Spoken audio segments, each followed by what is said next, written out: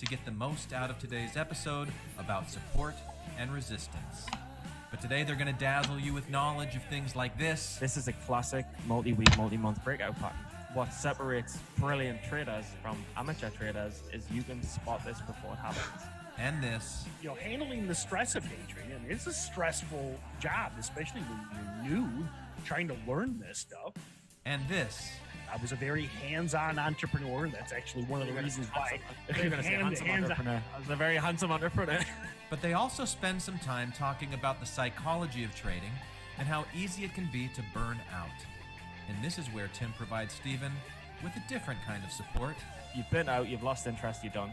Because I haven't entirely lost interest, but I'm at the point where I'm like I need to have a girlfriend. And ladies, that's where you can respond with a different kind of resistance. Never gonna get it, never gonna get it, never gonna get it. So that's our episode today. Let's jump right in. Welcome back to the Steady Trade Podcast. We are going to do something I wouldn't necessarily say different, but if you are on iTunes, this is a little bit of a more visual, and a lot of this episode is going to be focused on a chart. We got a request from one of the listeners, and it's a common request to talk about support and resistance. So, it's something that we mention all the time. If you're learning trading, you're going to hear those two terms over and over and over again. And I think a lot of the listeners are just asking for what we're going to do today. Give us a visual, okay? When you're talking about support, when you're talking about resistance, what do you see? What are you looking for? And how do the stocks tend to react? So I've got a chart that I think is a good one because it represents some stuff on the daily chart, which is the 1 year, 1 day chart. Then we can also see where you can go back a little bit further on the 2 year chart and see some things. And then you can also see where, I don't want to say could have gotten tricked or could have gotten suckered into, thinking that this stock was going to spike when ultimately it spiked right into a previous resistance level and then failed. So the chart I'm going to bring up is FNMA, Frank Nancy Mary Alpha, which is a stock many of you are probably familiar with. It's Fannie Mae. It's a stock that has ran many times in the past. Our friend Tim Grattani has made ridiculous amounts of money on this stock, but it spiked this week or last week. It would have been Friday, the week of January 20th, my birthday. But it did spike on. Oh, it was your birthday. Yeah, it was your birthday. I was So going to send you a birthday message, but I didn't. There we go. Yeah, I appreciate it. That's how much we care about each other. I was like, yeah, it's his birthday, but he didn't say Merry Christmas at Christmas on Christmas Day to me. So Well, but I yelled Okay, at you. I yelled at you about staying out late drinking on New Year's Eve. That's kind of the same thing, isn't it? Oh, you did do that. You did do that, but you didn't say Merry. I was like, where's Tim Bourne's Merry Christmas message? Where is it? And you're behind me. I can't remember. But anyway, couple of things I want to talk about just before you bring in FNMA or FNMA. They're both the same, right? Very similar tickers. Yeah. Well, there's FMCC, very- which is Freddie Mac. Yep. Okay, couple of things. I mean, one thing, maybe I'll address nothing too crazy, but I've sent a couple of mad tweets out recently, and this episode will probably be coming out soon. So just to address the mad tweets, we're still rocking and rolling, Tim Bourne and I, and I just got a little bit tired of doing YouTube videos, but we are still rocking. Hopefully to the happiness of the public. The second thing that I want to talk about is the importance of support and resistance, and just some interesting. So you if someone didn't see your tweets, again, you're my co-host partner, you're my buddy. I love you. Well, I always say. Hope you love us. Well, I've had tremendous support from you guys. If I'll be honest, I always say I love you, but I don't like you. You make me mad. You're like my son, my brother. I love you, but there's times you make me mad. But ultimately, you're my brother. So elaborate a little bit because you mentioned the tweets. Many listeners might you not have for- seen them. So No, and I mean, and also thank you to the Twitter community. I received such an overwhelming amount of positive support and messages. I mean, it was only like it was like 40 messages, but it echoed the sentiment of I'm sure a wider audience. Just of like, thanks for all the work you've done. Thanks for being a cool kid. Thanks for being authentic. And it is something to be authentic in a trading world where a lot of people are not authentic. But I mean, it was basically saying after after a few years of putting my entire life online in public, and I just need to scale back. And it's simply for the fact that having a full-time job, or more or less a full-time job, which is amping up a bit, and it's getting more and more demanding, and it's getting more and more exciting at the same time. And I touched on this, in in one of the yeah. previous episodes that Stephen wasn't at. And I talked about that. I'm like, I see your social, and we talk and stuff, and I mean, like, you're doing, the reason you didn't record one of the podcasts this week is you were up till like midnight doing a pitch. I mean, it's you're the day job is booming, which, hey, that's a great thing. It's not a sweet. bad thing. Yeah, it's sweet, and it brings another kind of psychological. It makes us think about something else as well. Maybe we'll address it. Maybe we won't. But yeah, I mean, basically, I'm very obsessive. I'm quite driven, and my whole family's obsessive. We all come from that background, and I got to the point where I was like, I'm going to do this job in Dubai, and then I'm going to do this other job with the podcast, and I'm going to do this job with YouTube. I'm going to do all my own shit, and then I'm going to be a full-time trader. And I got to the point where, through no one's fault but mine, I started doing crazy hours, which was cool because I was like, I'm going to achieve all these things, and I did achieve a lot of things in terms of YouTube popularity. Epic podcast with you, which thousands of listeners are super like proud of what we've done, and they learn a lot. And learn some other things about like how to monetize an audience, how to engage fans, how to give back. But ultimately, the price over a couple of years of doing 13, 14, 15-hour days or whatever it was is eventually get to a point where you're just like, I've give up too much. So specifically in January, I have got to rein things back a bit.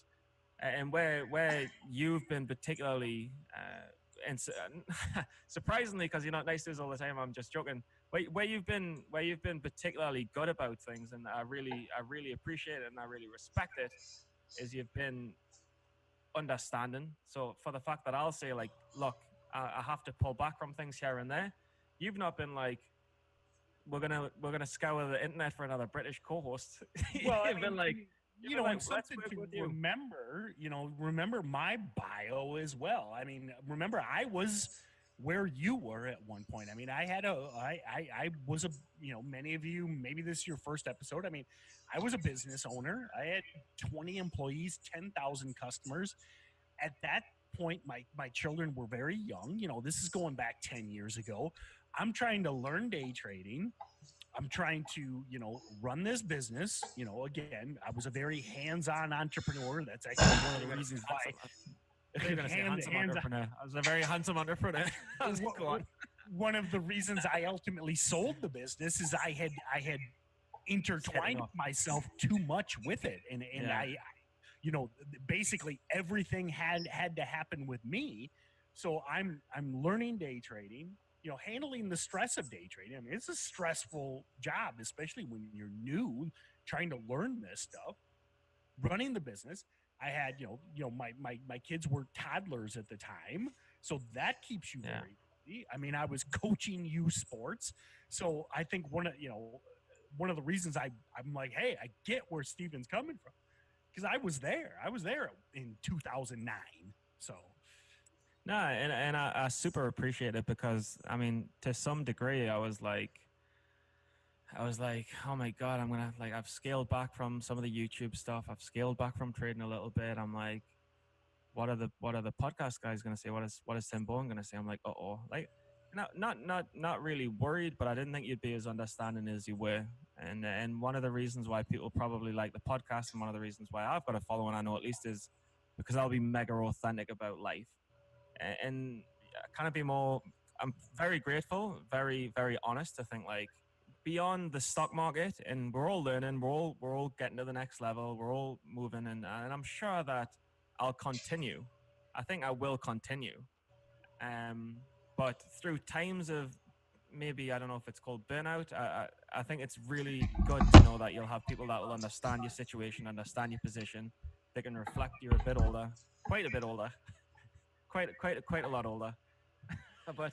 but you'll understand, and I was surprised that you understood. I was a bit like, are these guys just going to tell us to like be like, look, you've been out, you've lost interest, you're done? Because I haven't entirely lost interest, but I'm at the point where I'm like I need to have a girlfriend. I need to like go out with me pals and that. I mean, life can't be dictated by the stock I market. tell you, something that I think that many people overlook. I mean, one of the great things, you know, for many of our listeners, I'm guessing, you know, trading is a side hustle. I mean, I'm sure the majority of the listeners have a day job, they're at school, whatever. They've got these other responsibilities. And I tell you, the great part about having day trading as a side hustle is you just don't open up your brokerage account. I mean, you don't have, when you get really busy at work, when you have a kid. I mean, I love seeing the inspirational photos of like a guy with his newborn and he's day trading. And I'm like, come on, dude, you're kind of missing the point. You've got a newborn baby. You know, the beauty of day trading is you don't have to be there every day. Yeah. So that, and if you've got other side hustles, you know, if you're like following Gary Vee and you're buying stuff at yard sales or whatever, or you're running an online business, I mean, you can't walk away. That the beauty of day trading is just don't trade. You know, I think that's an important, that's definitely an important distinguishing point as well. I would say that. I'd say the initial 6 to 12 months, you have to be quite obsessive to learn it. Sure. Like with any craft or skill, you have to be pretty obsessive. But after that, then it is up to you how involved or uninvolved you are. And it's very easy to look at the top percent gainers and think, here's me set up, this is not me set up. It's very easy to tune in at 2 o'clock and think, me setup might come, it might not come.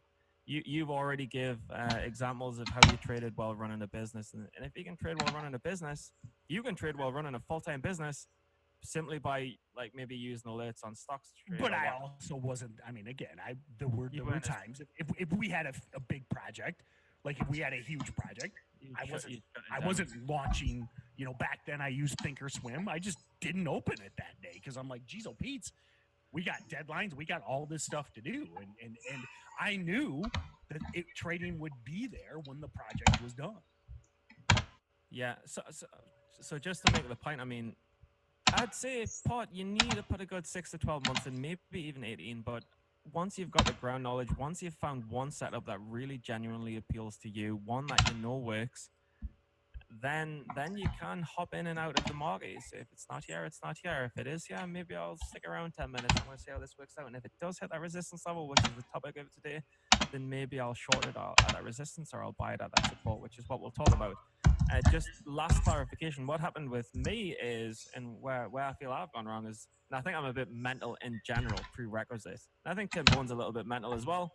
And I think this is why we'll have this good relationship in the podcast. But I think where I went wrong is I was like, you know, I mean, you've said some crazy stuff in the past, Stephen, but not even on air. We're not even touching the off air stuff. I think saying that you might have a mental disorder might be the craziest thing you've ever said in 80 plus episodes. But I think with me, I'm a very obsessive and extreme person, and I think, to be honest, Tim, you're obsessive and extreme as well. You're, but.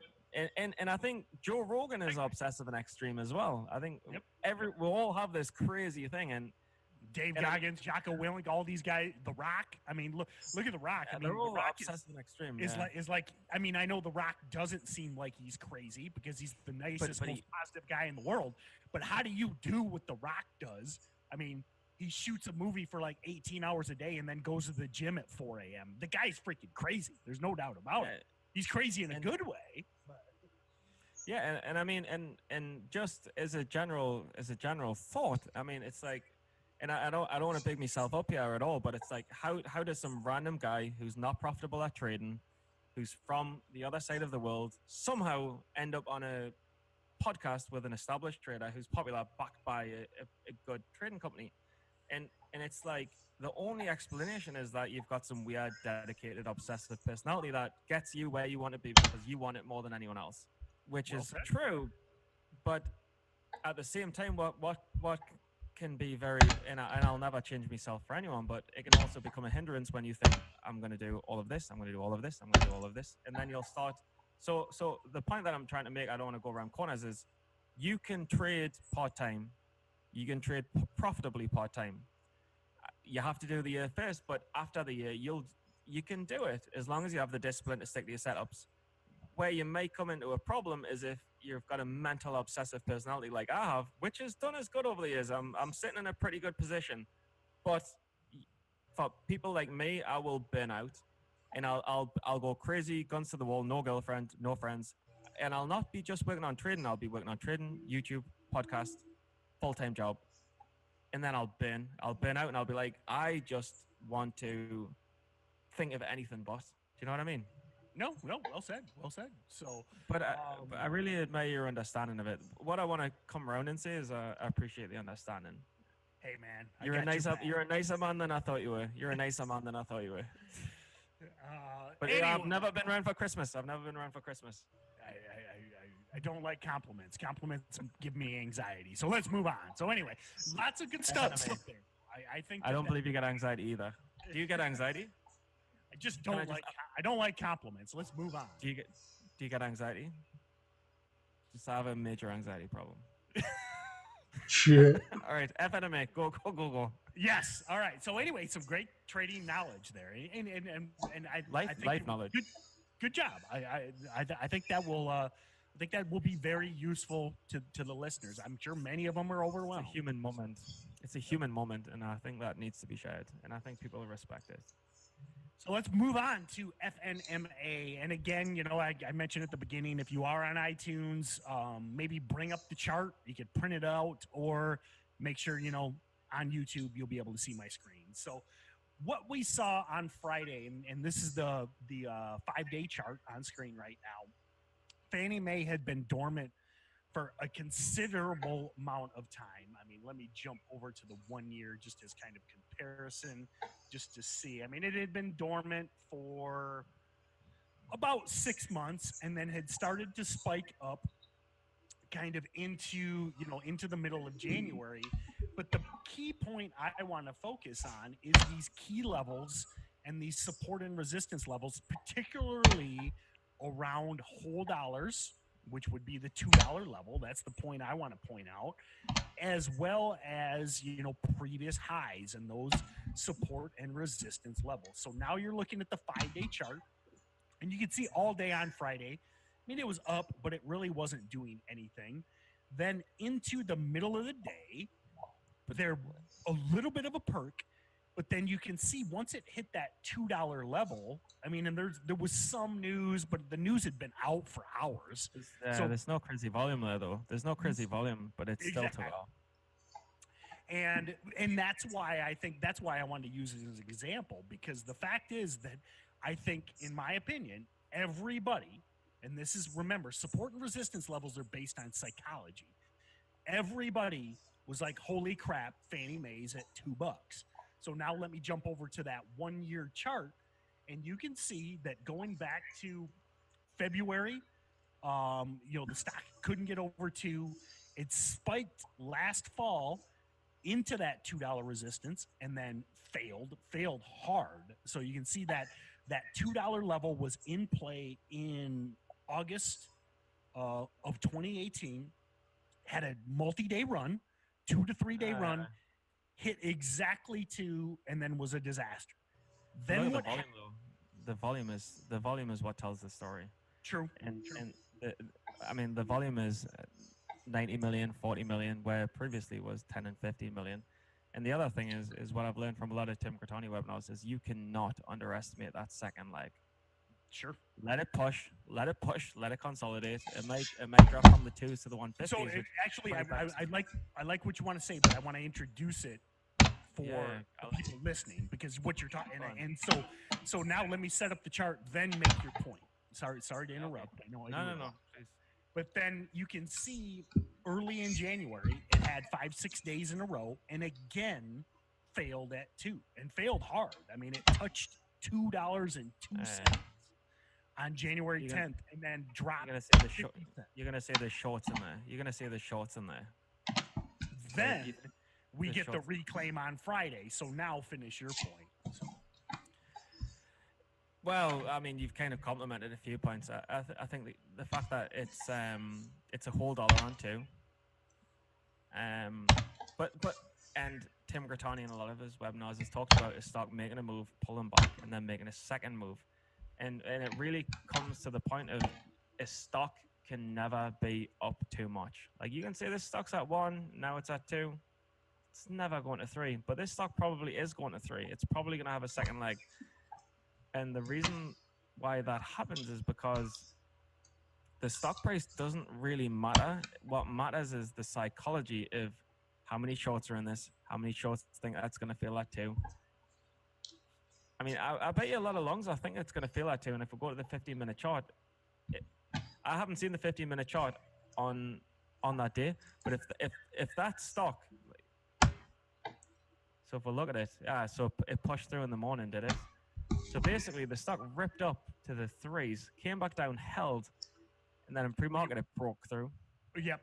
So yeah, this is Friday right here, and then this is Monday when it re-broke out and then failed at 3 again. But yeah. But I mean, if we think from amateur to intermediate trading perspective, you've definitely missed that push at 1 o'clock. So obviously some news has broke out. It's pushed.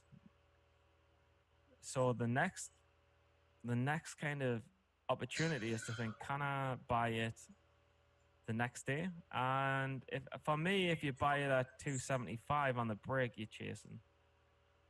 So I mean, for me, I mean, and I know you'll say take it red to green, but you didn't. I mean, you don't know from the 15-minute chart if it did go red to green. This didn't really do. I mean, it did. It really wasn't what I was looking for as a red to green, really. So. But I mean, in hindsight, it's re-breaking key levels. It looks like it's going to have a second leg up. I mean, I know where you're coming from with this. I've seen this chart pattern on DVDs. I've seen this chart pattern in real life, and now we're seeing it right now on the podcast. This is a classic multi-week, multi-month breakout pattern. But what separates, and I've said this before now, is what separates brilliant traders from amateur traders is you can spot this before it happens. And the question is FNMA going to become a multi-month, multi-year runner? And can we spot it before it happens? And I would like to hear your input. I'd like to hear your input on that. So, and that's why, again, why I chose this as the example today is now, and I almost always only operate off the 1-year chart. I typically don't go back further. But remember, Fannie Mae has a history of spiking. The stock has spiked many times in the past, and that's why I wanted to. It's on support right now, eh? It's on support right now. Well, and now once I bring up the 2-year chart, this is why I was never that in love with this, because of going back to that 2-year chart. And you can see that for, from February 17 till the middle of the beginning of 2018, this stock struggled at 3. This was a resistance level, in my opinion. I'll drop a line on there. And remember, when you're drawing support and resistance lines, you're kind of averaging, okay? So I'm averaging this level, but I'm also choosing 3, again, because it's that whole dollar, half dollar. And one of the reasons why I thought, even though this thing had that big move, and if you missed it on Friday, why I wasn't in love with that week open red to green on, well, it wouldn't have been Monday, it would have been Tuesday because of Martin Luther King Day, was because of this multi-year resistance at 3. And then you can see Fannie Mae, again, we'll go back to the daily chart. I mean, there's my yellow line on the 2-year chart, and you can see within, and remember, technical support and resistance it's not a science. You're kind of picking levels, averaging levels. But you can see it spiked within 4 cents of 3 and then failed on that level, going back to, a year and a half of sitting at $3. But yeah, and I mean this definitely goes back to, and this is a hard thing for newer traders to understand, but it really depends on the float, and I bet you FNMA is a huge float, right? Billion float, billion, billion. Yeah, it's not even 500 million, it's a billion. So when you look at where it fell back in February, March, traded like 80 million. So it's gonna take like a few 100 million shares traded on that day for this to make any kind of move that's like breaking to a new level. Like it might make multi-day runs, it might have a little run, it might like surprise some people, shorts might get squeezed a bit. But ultimately, with a billion float, when it's a downtrending chart, it's gonna take some massive movement for it to go. And that's a why key point, and that's something I tell you. Yeah. I use this analogy when we're looking at the float and we're looking at these former runners. We love the former runners, but the high float former runners, I use that analogy of Sisyphus pushing the rock up the hill. Okay, he was doomed to perpetually. I know that analogy as well. And I use that analogy a lot with the float. I mean, if you've got a huge float, it takes so much power, so many buyers, so much to move that rock up the hill that most likely, unless you break those multi-year levels. Now, which are miles away on FNMA. Exactly. Had we broke 3, maybe I wouldn't be using this chart as an example, because then the volume probably would have come in. But it shows you that there's just not enough momentum, not enough buyers to push this through those levels. Because remember, back to support and resistance, there's people that have been bag holding this stock forever. And a lot of people, when the float's that big, there's a lot of people. And when they catch these moves, they're like, oh my God, Fannie Mae's back at 3 a year and a half later. Get me out. Yeah, and I mean, and the ultimate lesson is you can respect whole dollar numbers, you can respect whole dollar breaks, you can respect half dollar breaks, but ultimately, do not just look at a 2-month chart. You have got to look at the 6-month chart, the 12-month chart, the 1-year chart. This is why I wanted to bring up Fannie Mae. I mean, that dip looks sexy, right? That dip looks sexy right now. But is it that sexy? Not really. I'm going back to Friday. I mean, I'm not sure if you were watching the markets. I mean, the internet, the quote unquote internet, was losing their minds about Fannie Mae on Friday. And I'm sitting there and I'm like, and again, I'm not trying to, you get lucky sometimes. I'm not saying I saw this coming a mile away. But I'm like, everybody is losing their minds about Fannie Mae. And I'm like, who cares until it breaks 3? Because I'm like, okay, but Tim, go back to the intraday, and I think it's an important lesson. So intraday, as far as I'm concerned, you have the initial rip, you have the push, and it's like the ABCD pattern. You have the A is the spike, B it drops. If this stock comes up to the 275s to 80s, that's kind of the C, and the D is it breaks new highs. So on an ABCD intraday, inter-month level, this looks like a super hot stock.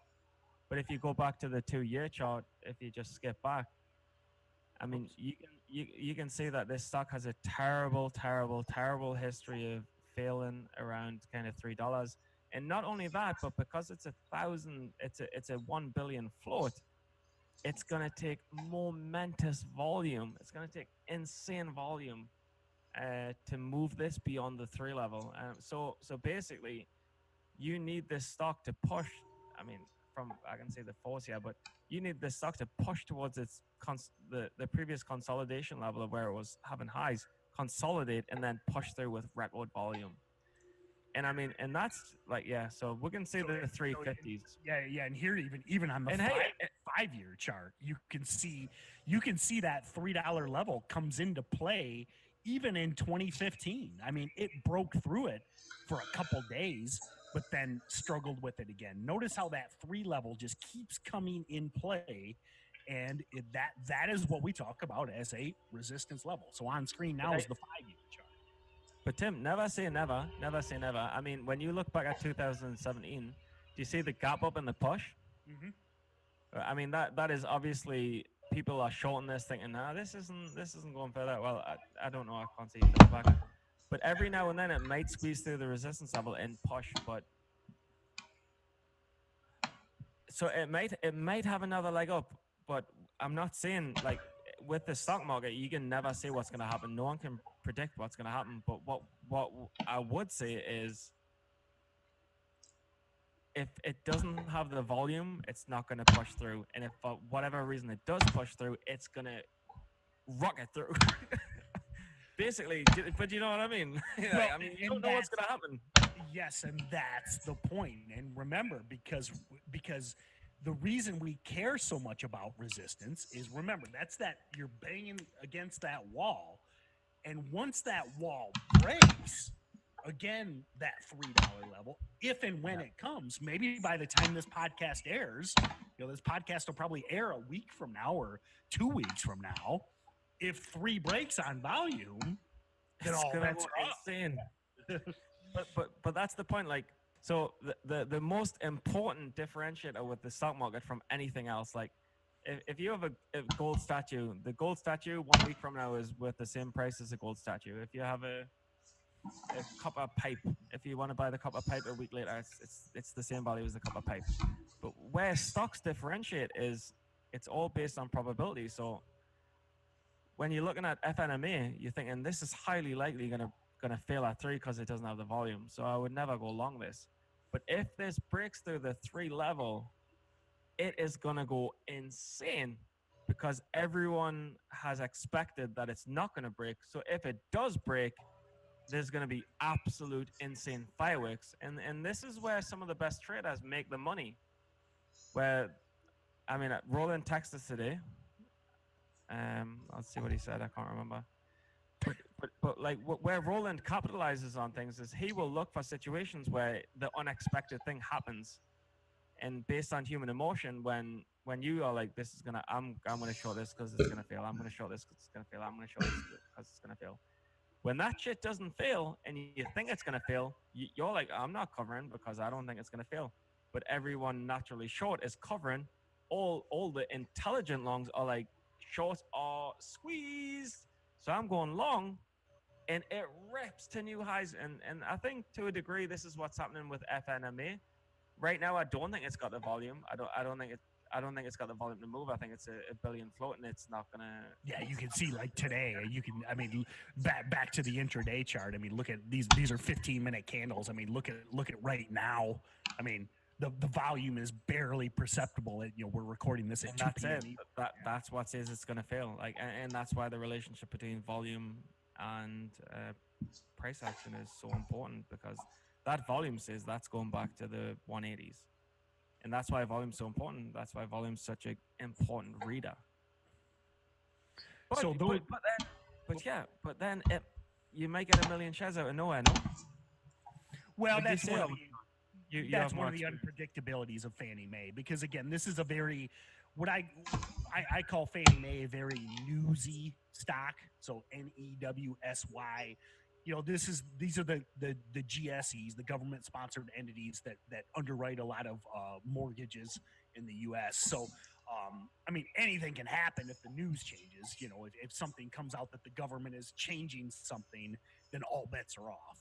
I was mostly looking at it based on Friday because of the fact that everybody, and I mean everybody, if you can go back in your Twitter feed, was talking about, oh, here comes, 5, 6, 7 on Fannie Mae when it was at 220. And I'm just like, man, there's so many levels that this thing has to break.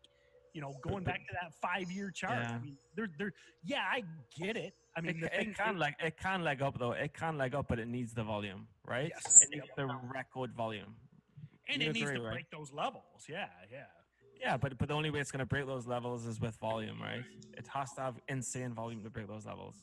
And I think that is what happened at the $2 level. I think everybody was looking at, a 3-month chart, a 6-month chart, and they were like, holy cow, Fannie Mae's breaking out. And that's why everybody was so excited. And by looking back at a 1 year or a 2 year or even a 5, you could see that odds, all we can do is focus on probabilities. And odds are, when you've got all these resistance levels to break, it might get there. It might get It there might. eventually. might. But is it But going to not do with it that last volume. Friday? Is it going to do it Monday? No. Yeah. But so what you've got to think is like, how well is it holding its highs intraday? How much volume is it having compared to the level of volume that it's failed Well, at right now, previously? it's uglier than you right now. Right now it's failing. It's on support, but it's about to crack. It's a top short. Right now it's about to crack those levels on very weak volume. No, but I mean you've got but like it's not like the weird thing about trading is it's like it's not how good the company is. It's not how good the financials are. It's not like how much it's paying its shareholders. It's more like how much are people interested in this stock moving to the next level? What is the resistance level? What resistance level did it fill at last time, and what volume did it fill at? And is there more volume this time? Is there more interest, more demand for it to actually break through those levels? And if it does break through those levels, how many shorts are going to be underwater, is a polite way, and how many longs are going to be clever enough to buy it because they realize it? And then you get the supernovas, the parabolics, and the rest of it. But the best term that we like to use in trading terms is a clean chart. When you see these like really downward spiraling charts, you're like, oh yuck, yuck. Like Tim Bourne, you're the best for like yuck, yuck, yuck. When you see a relatively, even if it's a downtrodden chart, when it has these massive 50 million volume days, you're like, oh, this is in play. That's a breakout. That's an intraday. That's definitely a breakout. I would say. Would you say that could have another leg up or not? Well, I think it's, in my opinion, and this is why I chose this chart to focus on. I think it's doomed until it breaks 3 or even 350. I mean that I just think you're going to be stuck in a chop, and ultimately, until it can break that level from last fall, or fall of 2018. Yeah, that's right. Yeah. I think, or 2017. Sorry, I was looking at the, yeah. So until it can break fall of 2017 levels, I just think it's a one and done. It's a spike and fail. I mean, I know it put in 2 days last week, but it's just, I consider it a failed breakout because it can't break resistance. Yeah, and if it fails at the threes, it's going right back down to the ones. So here is some free steady trade advice that we are legally not obliged to do, and Tim Bourne will agree with me, but he won't. But short it until 3, risk from 320. If it goes through 320, go long. If you short it at 3 and it fails, hold it till 1, and you should make money either way. In hindsight, short it at 3 and it should fail. But if it gets through 3, if it gets through 320, go long. And that's the mad unpredictability of stocks. And that's what, one of Steven's preferred, trading setups is to short into those resistance levels. And that's, again, why I brought this up, because, that's the point. If you're short bias the stock, which, again, the volume's telling you it probably can't get there. So you short into that resistance level. And then if it proves you wrong, you stop out. Every trade has to have an exit. And if it breaks 3 on volume, it's now telling you that, hey, resistance is done. This is not a short anymore. You take your 20-cent loss, and in Steven's, hindsight, hypothetical trade. Not done them, not took them. But yeah, I understand. But you stop out in that hypothetical scenario, and big deal, because now it's proven to you that it can run. Yeah, but even like one step earlier, if say this is tomorrow and this starts spiking through 320, you need to get out immediately because shorts are panicking and covering. And if it spikes a little bit and consolidates throughout the day, I would still say this is not breaking down because there's too many shorts who are worried. There's more longs who are invested. It's probably going to go from 3 to 4. So FNMA is interesting, and it's such a contradictory chart because the long-term chart says this is done. The weak volume says this is done. The resistance level says this is done. And it's probably a good short, but just one little bit of news, and the more you think a stock is going to fail, the more it will spike to new levels. And that was the point. I kind of got sidetracked a little bit. I would be cautious shorting this because of the fact it is a newsy stock. I try, Well what I known. like about the junk biotechs that you like to short. I mean, they'll issue a press release and then nothing happens for years. Something like Fannie Mae again. The government, It's a anything, news could come out that could really short or move this stock. So I'd be very cautious shorting it. But based on the chart, I agree with you totally. And the other thing is you can get borrows on this. So for a lot of people who are like, oh, I can't get borrows on this, I can't get borrows on that. You will get borrows on FNMA. Like you will get them because it's $1 billion float. And you'll not be like, oh, I'm paying a big fee the next day, the next day, the next day. You can get borrows. So not that I'm advising anyone, but if this does come back to one, that's a good trade. That's a good short. But if it goes through 3 and 4, told you not to. Do you know what I mean? No, and that's where support and resistance comes into play. So, would like to know your comments. Let us know. I know again if you're listening on iTunes, we did our best to kind of explain what we were seeing. But feel free to comment, please. Do you like these more visual type podcasts? And if you're on YouTube, same thing. Do you like it when we break down the chart? And also, I'd like to thank you, Stephen, for your intro. That was some great introspection. And I mean, as I mentioned, I was there, 10 years ago with the job, the family, everything, and the key takeaway, well, there's a lot of them. Number one is look for those whole dollar, half dollars. Don't focus on the 1 day chart. Look at the 1 year, the 2 year, the 3 year. And then remember, I think the biggest takeaway is don't underestimate the freedom that trading allows. I mean, that is why I've chosen this career path and why I sold my business. Because if I want to go hunting or go chop some wood or go on vacation, that's the beauty of trading. You just close the laptop and you go. There's no boss. There's no contracts. There's no deadlines. Don't underestimate that. And if you're like Steven and you're busy as hell at work, you're trying to do YouTubes, you're trying to do a podcast, you're trying to day trade, the beauty of day trading is the freedom that it allows. Yeah, and touche. I think I agree with that. I mean, for sure. I agree with Was that like an Easter egg? An Easter egg. Old school listeners may recognize the touche reference. Yeah, no, for sure though. So yeah, is that now must be? I'm guessing your medications are working better because you haven't mentioned touche in a while. Was that just a thing? I don't even know if Touche is still trading. I have to hit him up and still message him. But your imaginary friend Touche.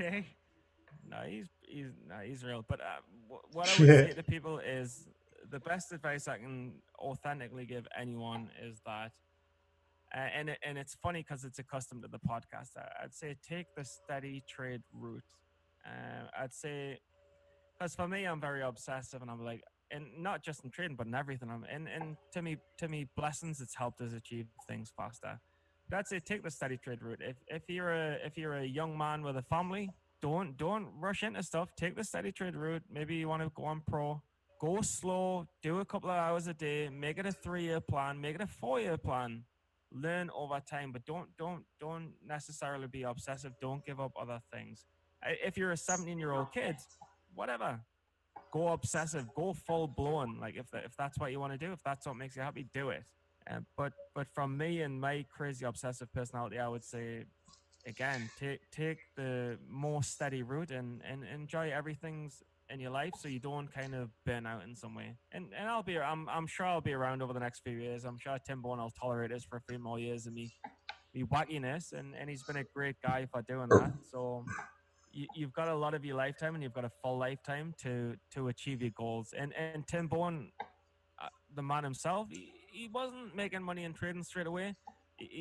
He was running a business, and then over 3 or 4 years he was interested in it, and then he moved on to being a full-time trader like 5+ years in. Yep. So it's not like a mad rush to get it in 1 year, get it in 2. If you've got family, if you've got kids, if you've got other commitments, if you've got a job that you like, take the slower route. The market will be around forever, and that's what I would say. Hi, this is Sonia Mae from Albany, Georgia, and I I like to travel the world while listening to Steven and Tim on the Steady Trade podcast. You can register to win real actual prizes at their website, steadytrade.com. If you really like what you hear, give the podcast a 5-star rating and write a glowing review on iTunes. I did. And this is how we say goodbye in Orlando. Goodbye.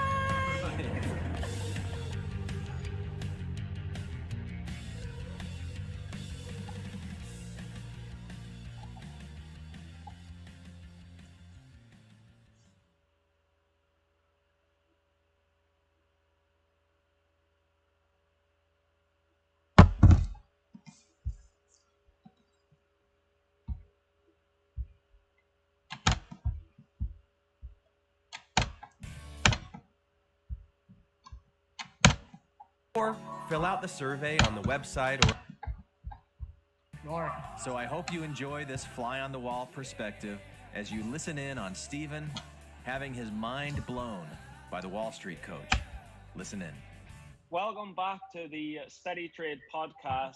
And I've done a lot of things on camera, on iTunes, on YouTube, and I've talked a lot about life, but I've never live on camera had my mind blown before. I've never ever. You don't know if they're going to do the financing. You don't know at what price they're going to do the financing. And no matter what price they do the financing, you're not sure if the market's going to like it or hate it. So there's 3 big questions there.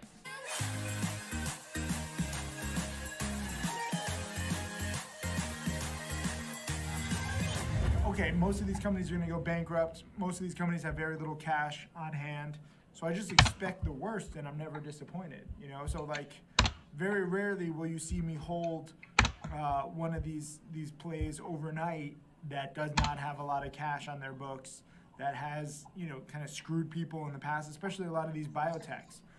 Anytime a biotech has positive data news or positive news and the stock spikes big, they're so thankful, not because the data is going to be meaningful in the long run, just because it gets people interested in their stock, and then they can do an offering, and they can raise enough money, hopefully, to last another few years.